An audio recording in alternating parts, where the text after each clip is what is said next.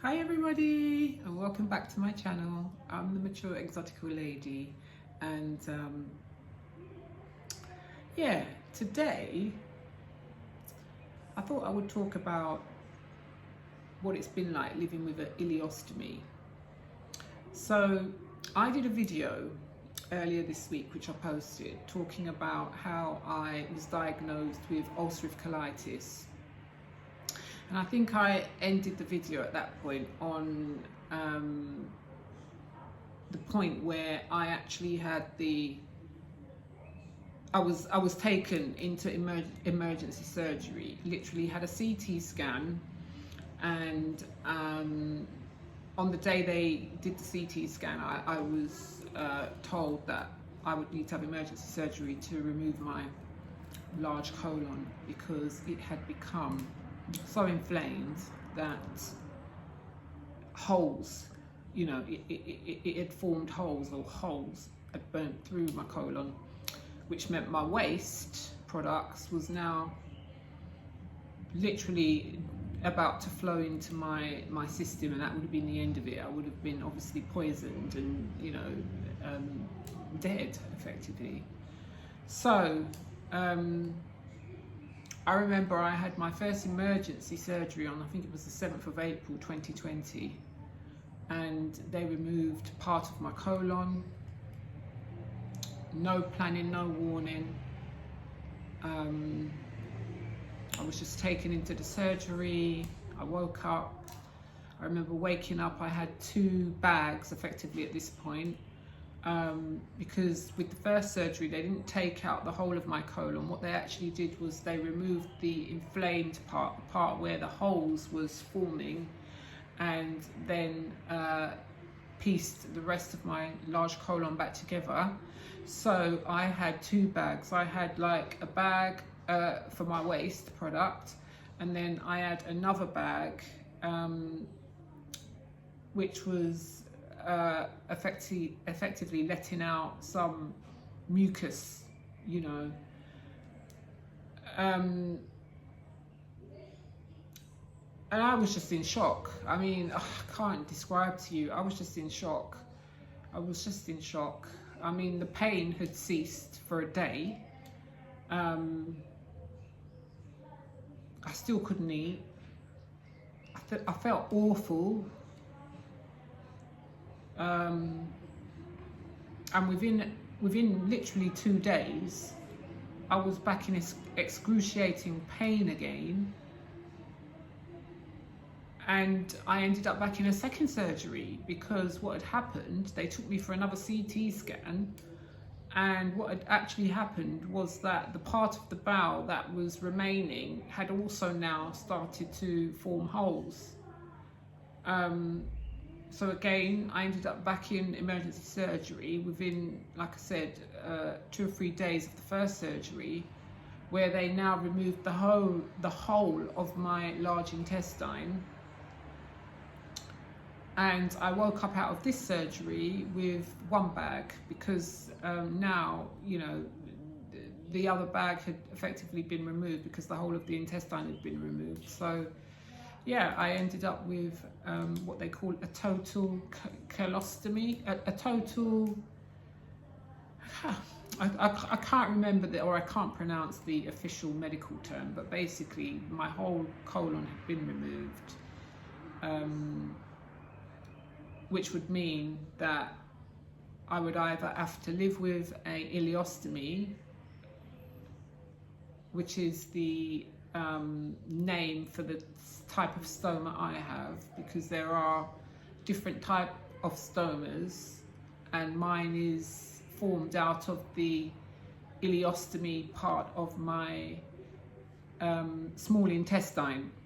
Okay, I'm not a medical person, so I don't know anything about the medical terms. I'm just trying to explain this in the way that I understood it at the time, and the way I kind of still understand it 4 years later. So yeah, so that's what happened to me. And I mean, I just, I couldn't figure out my body. I had nurses, I had physiotherapists, I couldn't move. I mean, I was just in a terrible state. I still couldn't eat, still couldn't taste my food, because that was one of the symptoms. One of the reasons why they kept testing me for COVID at the time, because they were saying that, you know, symptoms of COVID was literally losing your sense of taste and your sense of smell. And I just couldn't taste my food. I just didn't feel hungry. In fact, food was having a repulse. I was repulsed by anything that I literally tasted.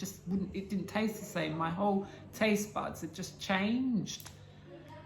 And I mean, they couldn't tell me what that was. I mean, they didn't sort of recognize that as a classic symptom of ulcerative colitis. But I mean, my theory is that the body, in order to prevent, you know, in an effort to try and save itself, I think my body was shutting down because my bowels wasn't working properly, that my body didn't want to take in food so that it wouldn't have to get rid of food. So I think that's what was happening. In order to try and help itself, it was actually starving me to death, literally, you know, by making food taste repulsive to me. And I couldn't get out of bed because I'd had now 2 general anaesthetics. I'm in surgery under two occasions within a week under general anaesthesia, and I was just winded. I just felt like I was on drugs. People would literally come and talk to me, and I couldn't really understand what I could hear what they were saying. But I couldn't respond. I couldn't really respond. I felt like I had like a stroke. I can't explain it, you know. Even the way I looked, my mouth, my face. I mean, I looked like 100 years old. I mean, without no offense to anybody, but I just looked so old, you know. I mean, I'm not suggesting I'm young. I was in my early 50s when this happened, okay? And I was, you know, I looked good. For someone in their early 50s, I didn't look in my 50s, you know, because I've been living what I thought was a healthy lifestyle. Slim, made sure I kept myself in shape, you know. And I think, you know, that's one of the privileges of being sort of ethnic minority, a part of an ethnic minority group, or in my case, being half black. I think you do have advantages, you know, in terms of the quality of your skin, you know, because I never had wrinkles or anything like that. So I was very fortunate, you know, and I looked after myself, apart from, obviously, when I was under this very stressful period going through a really difficult divorce, and I just, you know, was suffering really badly with anxiety, and that was affecting my eating patterns. And in addition, discovering that actually the fibre, the types of fibre I'd been eating even before my diet went off key, you know, because of the anxiety. And none of this was diagnosed, by the way. This is my own self-diagnosis, because you kind of know yourself, don't you? You know how different situations affects you over the years. And obviously, you know, being in my early 50s, I'd lived, you know, I was fully aware of how stress affects me, emotional stress affects me. And as I said in my last video, I've always been someone that emotional issues affects me in my gut. I mean, I'm sure they do other people as well, but with me, I will literally, if I'm going for a really tough time emotionally, I would just not eat. You know, I would just go off food for days, you know.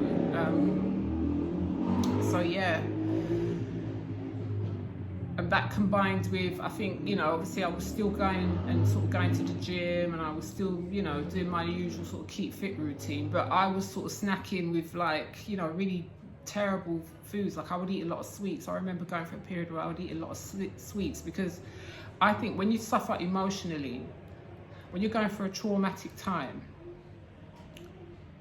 it's draining, you know, it's absolutely draining on you. And you know, one of the things I noticed is that I was craving sort of sugar, quick sort of energy bursts, you know, and my job as well, I'm a lawyer. I was working with a lot of cases, as I always do, but I love my work, so I don't necessarily think it was my work. I think it was more to do with the combination of the significant stressful personal life crisis I was going through, alongside, you know, the other issues I was juggling in my life, including my professional my professional obligations. But anyway, so yeah, so basically I was just in a terrible state. I was in hospital. At this point, I'd been in hospital for about, by the time I had the second operation, I'd been in hospital for about 3 weeks, I'd say. Because the first week I was there, they were just trying to treat the condition with steroids, okay? But it didn't work. And I honestly, and I will talk about this towards the end of the video, because I do honestly believe that had they have started me off on treatment after they actually diagnosed me at the outpatient appointment with having some form of, you know, inflammatory bowel disease, I think it wouldn't have got as bad as it did. And I do believe that my colon could have been saved at that point, you know. But I've kind of moved on from that. I mean, you know, no one's perfect. You know, even the medical professionals, you know, I mean, it was a difficult time all around at that particular period, you know, just going into a lockdown. So yeah, I mean, it is what it is, you know, and I'm just grateful I've got my life now. But as I say, at that point, 3 weeks in, I was still really struggling, you know, I was really struggling. And my experience in hospital wasn't the best, I have to say, you know, at that particular time. I mean, you couldn't have visitors anyway, but they were trying to get you out. And one of the things they try to do after you've had surgery is they try to get you up and moving around as soon as possible. And I can understand why they do that, but I was too weak, far too weak. I still wasn't eating properly. I still felt under the general anesthesia. I still felt the effects were affecting me, you know. I mean, I couldn't really get out of bed. I mean, I was literally peeing in a pan, you know, on the wall, really, because I just couldn't move. I couldn't move. My legs were weak. It was terrible, honestly, it was terrible. And anyway, what happened was like this for about a week, okay? Just didn't feel I was getting any better. In fact, I felt I was getting worse in a way, and I just couldn't understand it. And every day, you know, the doctors would come on the ward round, and they would sort of try to encourage me and say, oh, you've got to try harder, you've got to, you know, you've got to eat, you've got to. They had these protein shakes that they give out. They just taste horrible as well. But they give you these protein shakes, and they was trying to encourage me, and I'm sort of saying, well, I'm trying, you know, I'm literally trying. Meanwhile, I'm just losing more and more weight. I mean, I looked terrible. I looked 70, because, you know, that's what happens. If you lose a significant amount of weight, you literally look skeletal, don't you? You know, you look like a ghost. I was unrecognizable, really. Bones were just popping out all over the place, and I couldn't understand why they wouldn't give me some sort of drip feeds, you know. They were just sort of relying on me to sort of start eating, and I was trying to tell them, look, I just don't have any appetite, this is not on purpose, I actually want to get out of the hospital, you know, so I'm trying. And they wouldn't obviously let me out until they could see that I was able to eat again and get up and move around and so forth. Anyway, on one of these particular days where again a consultant had come round, it was on a ward round, which they do every morning, they did every sort of morning, trying to tell me that, you know, I'll feel better if I go home. Maybe if I go home, I might feel better. And I was saying, well, you know, it's too much for my daughter to sort of like deal with me like this. I explained that I was going for a divorce. I was still living with my ex-husband, but things weren't good. And in fact, I was really having a lot of trauma in that hospital. I was still having problems at that time with my ex-husband. You know, there would be text messages backwards and forwards to do with the divorce, and, you know, issues that I was still discovering about the way things that he was doing, you know, things he was saying about me as well to people. And that was just on my mind as well. I was literally scared. I was actually scared to go home at some points because, you know, I just didn't know what was going on, who I was dealing with. It was like I didn't even know who this man was, you know. I was worried for my safety. I didn't know what to do. And I'll tell you all about that in another video, because again, it's not easy, you know. I swear to God. You can live with someone for years and not actually know that person, you know, honestly, or know things about that person. But anyway, on this particular day, I noticed that the wound wasn't healing, because I had like massive scar from my belly button down to my sort of just above my pelvic area, you know. And to me, it just didn't look right, you know. So I showed it to the nurse, and she called the senior registrar surgeon. I think that's what he's called. But anyway, you know, stepped down from the consultant surgeon, and he came and he looked at the wound. And this was like an hour or two after I just had the consultant come in and trying to persuade me to sort of like think about going home, because this I think was a Friday, and to think about going home maybe after the weekend, you know. Even though I was saying, look, something's not right. I just don't feel like my daughter would be able to sort of manage my needs, you know. Wouldn't be fair, she's only 16, and I can't rely on my ex-husband, who, although he still lived at home. But anyway, this young surgeon, or yeah, registrar, senior registrar came along. He looked and examined my stomach wounds. And then he told me that what was happening was that the surgery stitching wasn't healing, and in fact it was coming apart. And it looked as if I would need to go back down to surgery again. And I was like, you are joking. I was literally like, you are not serious. I don't think I will survive. I literally said, look, I don't think I will survive another surgery. So I actually wrote a codicil out. I literally was saying to the nurses, look, I need a paper and a pen. And they gave me paper and a pen. And I hand wrote a codicil to my will, because I wanted, you know, in case I didn't survive, I really thought I might not survive this, because this was just like, I didn't have the strength anymore, you know. I did not feel I had the strength to go through another surgery and survive. And I remember writing a codicil, and I remember writing instructions for my son. I got my youngest son, Raymond, you know, that if anything happens to me, that, you know, my belongings should, you know, he should be contacted. He's my next of kin, effectively. And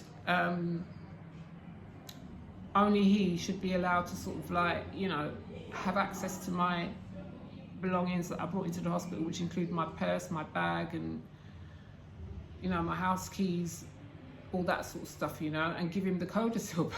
But with a codicil, you need witnesses to sign. And the hospital was saying, oh, we need to take legal advice before we can witness a will or codicils.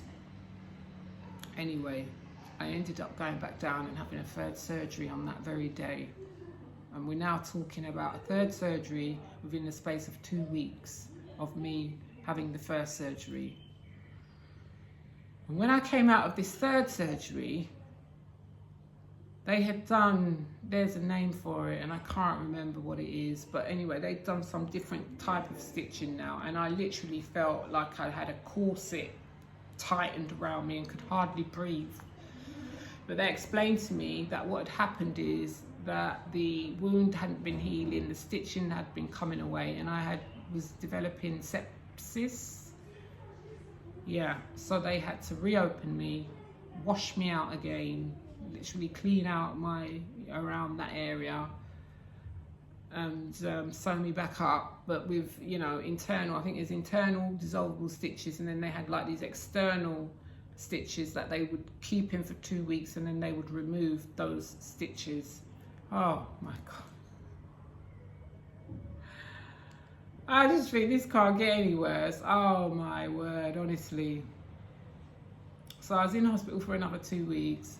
And the only good, apart from that, the only other positive thing that happened around this time is that they finally realized that without help, this woman is not going to be able to start putting on weight. Okay, so what they did, they prescribed me nutritional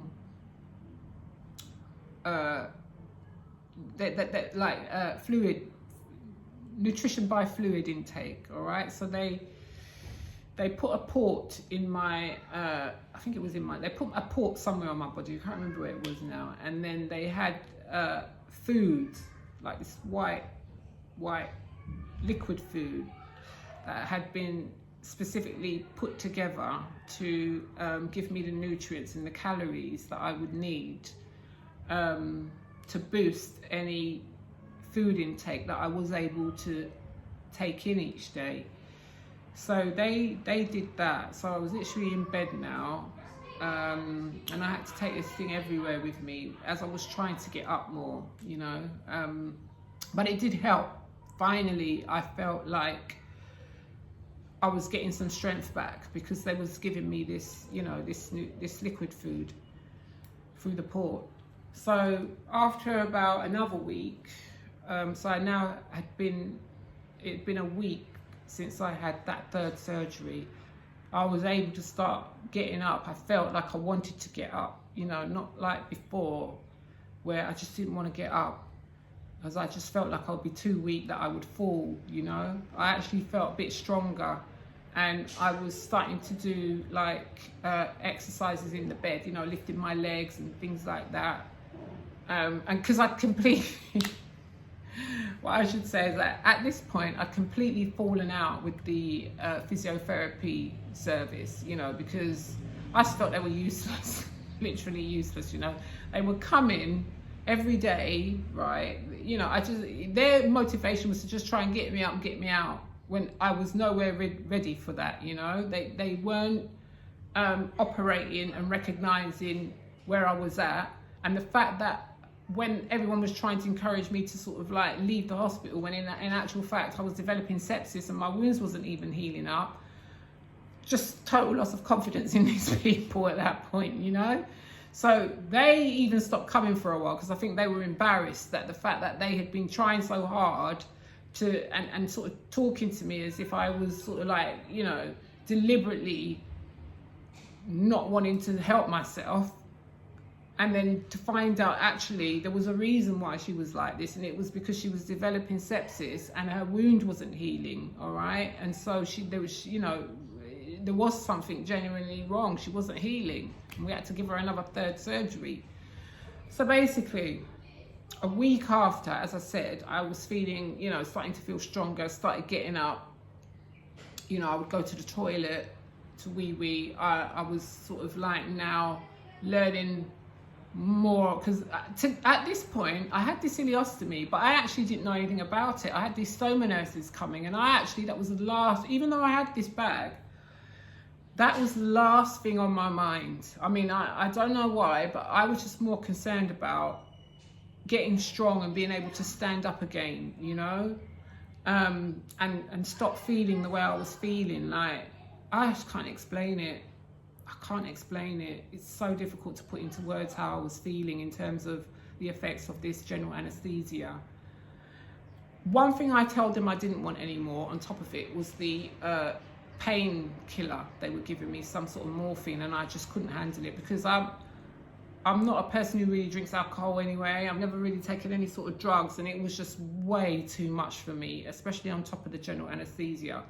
So I was trying to manage on like liquid paracetamol, right, where they just put intravenously straight into the bloodstream through a drip, yeah.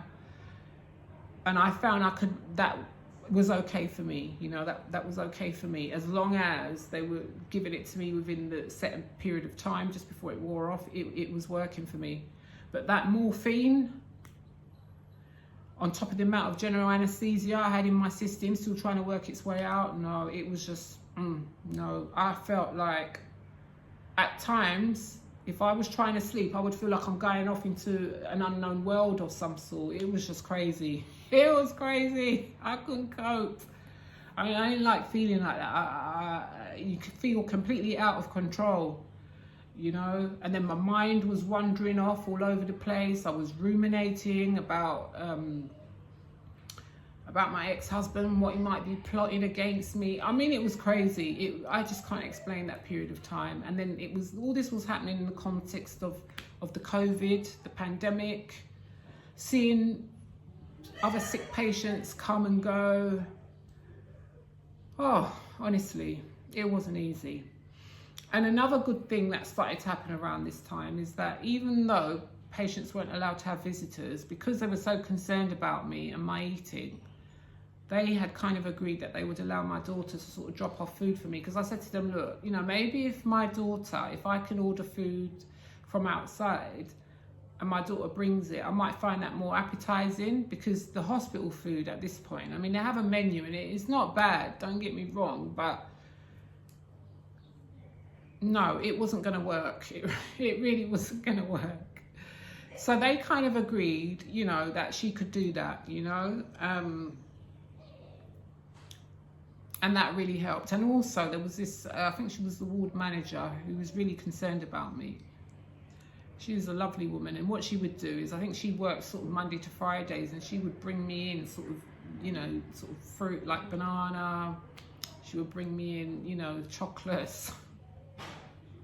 Anything she thought that might help sort of fuel my taste buds a bit, you know. And one of the things, when you first get an ileostomy, because your stoma is brand new, there's a lot of foods you can't actually eat, because your stoma is kind of healing and settling into itself. So that was another thing as well, you know. I had to be very conscious about what I do try and eat, so as to allow the stoma to settle in, you know. This is what the stoma nurses were telling me, literally. So yeah, so around this time now, after this first week, as I say, I'm getting up now, starting to sort of eat more, because my appetite started to come back. I think because they finally resolved the issues that were going on, and I think my colon had been removed now fully for about 2 weeks at this point.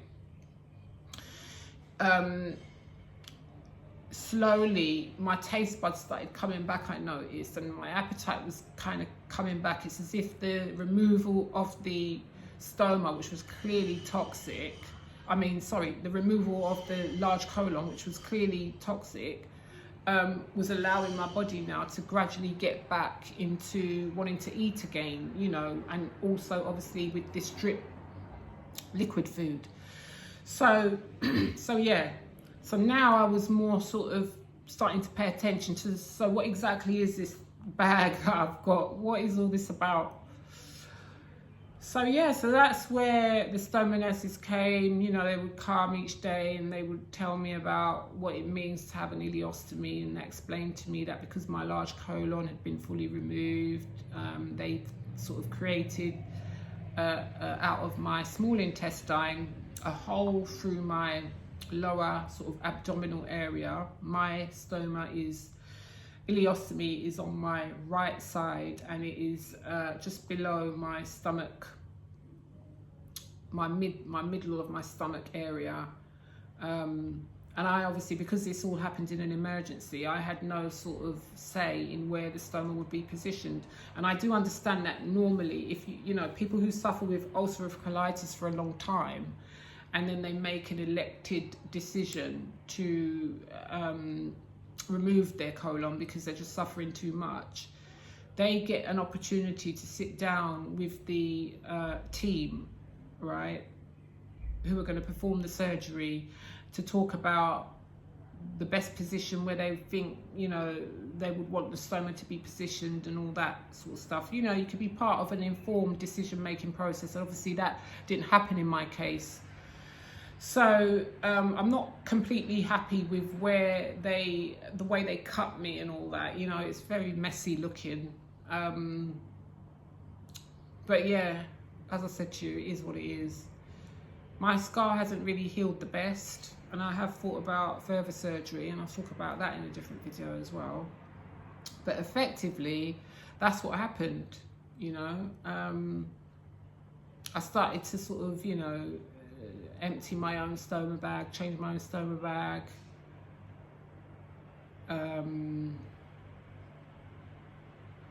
And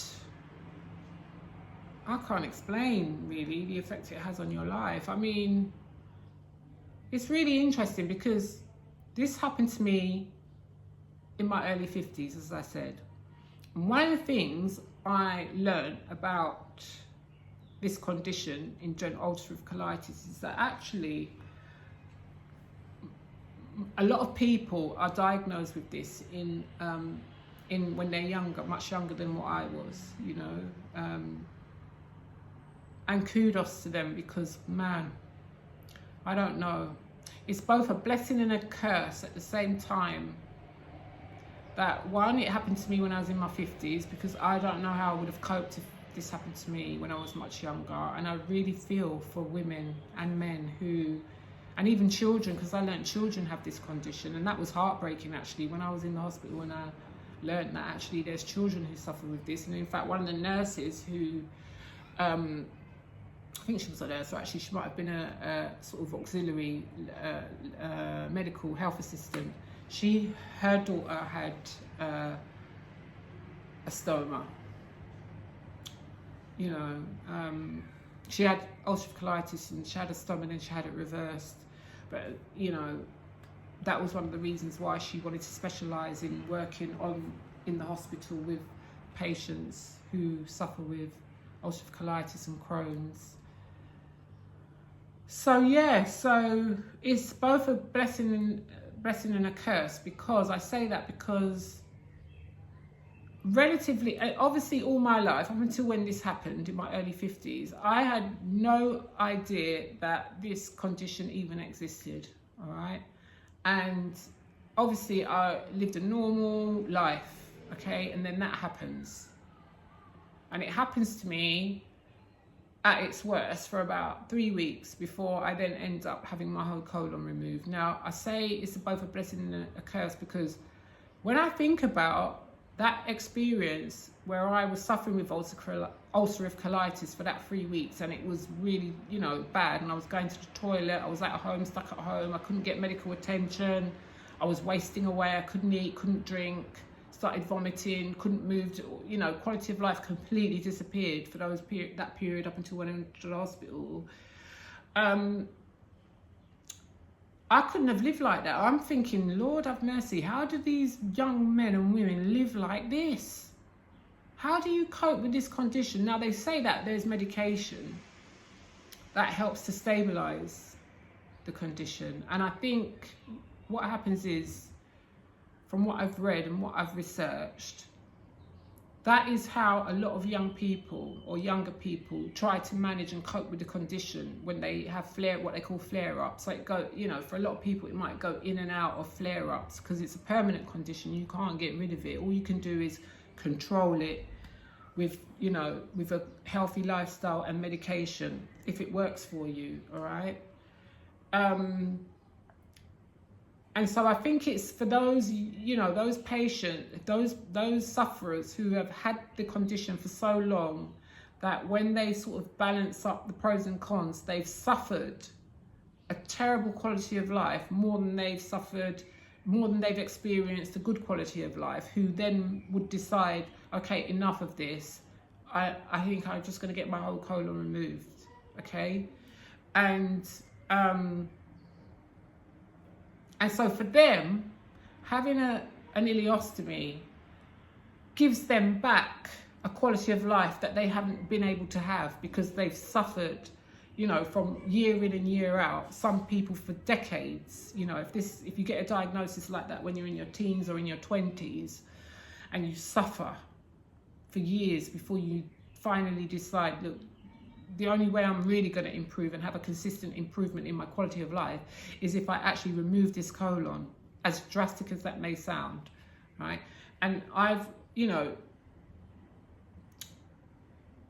read stories and also some YouTubers, you know, that I came across from, they're white YouTubers, obviously, you know, that I didn't come across anyone, I mean, there may be now, but at the time when this happened to me, I didn't find anyone who was from a black Caribbean or black African background who was talking about having this condition that led to them having their colon removed, you know.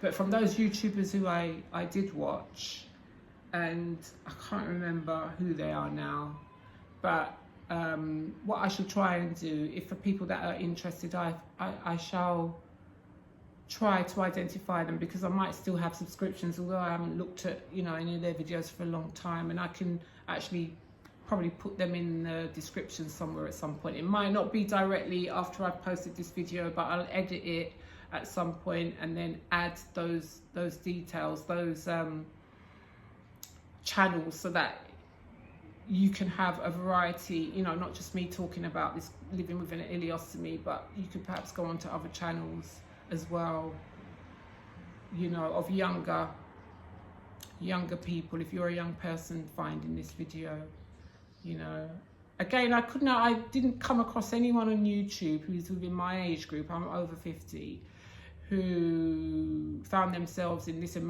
a situation, in an emergency situation, having been diagnosed with ulcerative colitis, and then finding themselves ending up living with an ileostomy at this point in their life. I haven't come across anyone in my age group on YouTube, you know, who was talking about this. But there could be.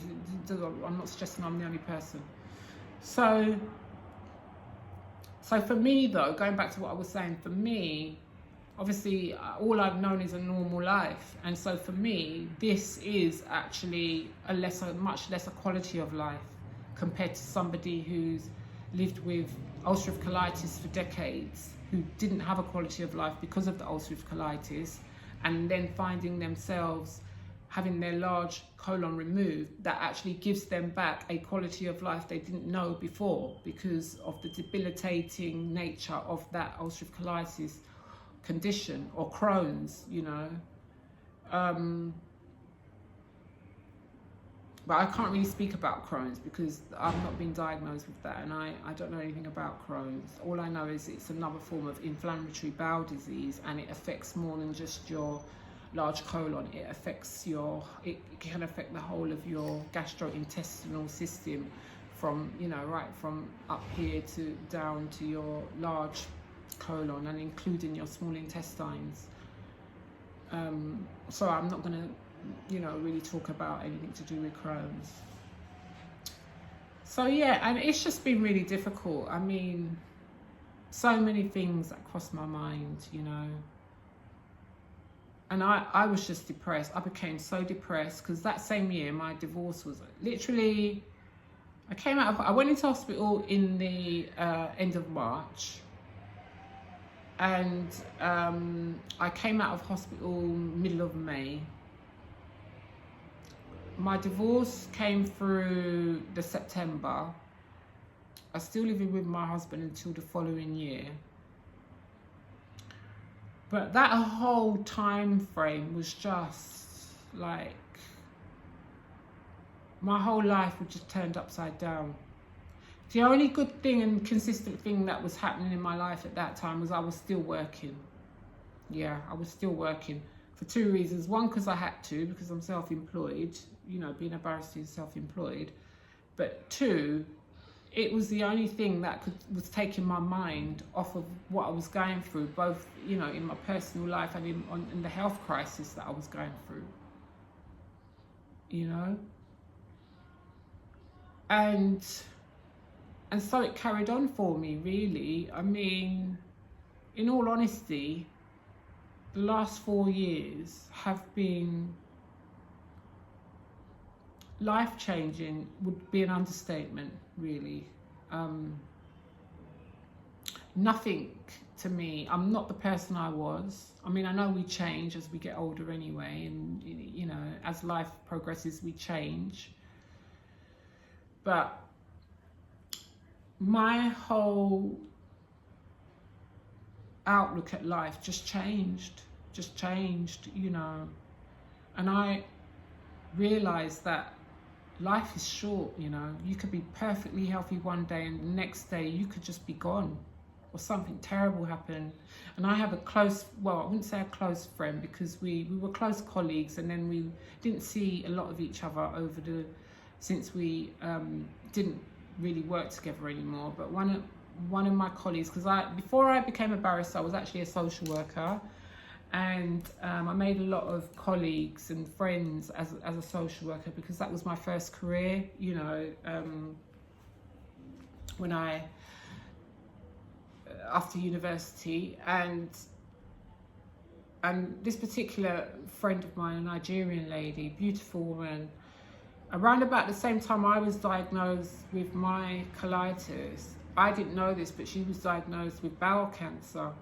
And it wasn't until, I think it was, we were talking the following year, because I wasn't on social media for a long time, you know, I was just sort of like, as I say, I was depressed. I was just working, carrying on with my job, trying to sort of like make sense of everything that was happening. So and I wasn't really in contact with anyone, you know, maybe just only my children really, and obviously my ex-husband was around me. But yeah, what I discovered was that the following year in 2021, I discovered that she told me around about the same time I got my diagnosis, she got her diagnosis of bowel cancer, stage 3, and she was going through treatment, you know, for that, you know, and sadly, you know, my colleague, she passed away last year after a 3-year battle with bowel cancer. And she was about 59 when she passed away. But yeah, I mean, it's one of the reasons why I just decided that I'm going to buy a place in Europe somewhere. I need somewhere else to go because of all the things that were happening to me. I just needed to take some sort of action, you know. I needed to do something different, because I was literally just waking up every day, working. Everything just felt like it was falling apart around me. My youngest child was, you know, growing up now, and I thought, okay, I just need to do something. I don't know what I'm going to do. I feel lost. My life has changed for so many reasons, and I got to do something different, and that's one of the reasons why I'm starting YouTube in a way. It's part of this doing something different journey. But yeah, so that was really the story about how I got my ileostomy. And the other side to this is that ever since I had my ileostomy, I have actually been invited in for checks, you know, and I haven't actually been. I'm absolutely going to go and make sure I have my checkup towards the end of this year or early next year. But what I realised is that I was putting it off because of the trauma. You know, I'm getting appointments to go in and have like an annual internal inspection, so to speak, and also to talk about whether I want to keep the ileostomy, because for some patients, depending on how you're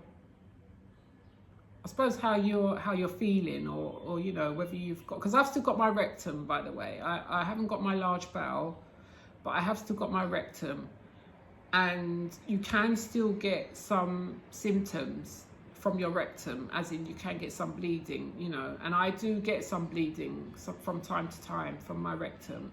But what I've noticed, if I take a lot of the right a lot of the right vitamins and minerals and stuff, that I won't actually bleed, you know. And it's not heavy bleeding or anything like that, but there is an option for me to get my rectum removed, and that would mean that they would then sew up my, you know, my rectal region. So I mean, these are other issues, you know, that I'm supposed to go back and discuss with the surgical team and make a decision on. But I have been in such a state of confusion that I haven't really wanted to confront that. I've felt like I'm still trying to come to terms with the fact that I'm like living this way and how I'm going to build a life, you know, and be happy, and stop thinking about this from the worst point of view, and just being grateful that, you know, it saved my life, because the alternative was death, wasn't it, really? Let's just be honest. And I should be grateful, and I want to make the most of my life, and I want to live long, and there's no reason why I shouldn't live long. But as I say, I need to find out what my future purpose is really, and what I want to do with my life, with myself, you know, about relationships, all that sort of stuff, you know. It's very difficult. So anyway, I'll leave this video for now. I'll end this video for now, and I hope my story helps someone. Sorry if it sounded all jumbled up. Just try to be as authentic as possible. I mean, I didn't really make any notes or anything, because to be honest, that would have been not the right way for me to approach this, because I'm just so still in a state of confusion about it all. And it's quite, I would say, is it post-traumatic stress disorder? I think I do sort of suffer some signs of that from the experience of what I went through with this whole shock of finding myself suddenly having my bowel removed, plus, you know, the experience of that combined with the divorce I went through. So I was married for quite a while to my husband. We didn't have children together. I had miscarriages and we didn't have children together, and that was one of the issues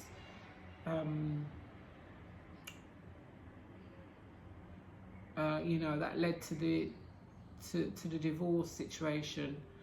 But yeah, you know, it wouldn't have been right to make notes and sort of make this sound as if I know what's going on and, you know, all that, because I don't. I really don't,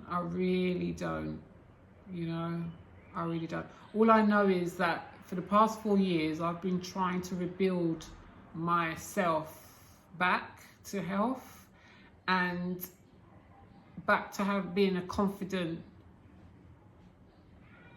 optimistic person that I was before all this happened. And when I say all this, I mean before, you know, my health condition and before my marriage collapsed in the way that it did, you know. Yeah, and part of my building up myself confidence back is my sort of journey, wanting to travel, and me coming to Italy, buying this apartment. I feel that has helped me a lot, because you know, I've done it by myself, and yeah, it's really helped, you know, because I'm living here with a stoma, with my ileostomy. I manage, you know, and it's good, you know, it's helped me a lot, you know, it has helped me a lot. So we'll see, you know, we'll see. And I'm, yeah, taking one day at a time, whilst at the same time thinking about plans and setting myself, you know, setting myself goals for a sort of long and happy future,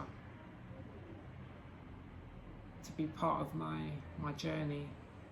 So thank you for watching, and do give my video a thumbs up or a thumbs down, you know, it all helps. And subscribe if you will, help us this out. And I will catch you in the next one. Bye.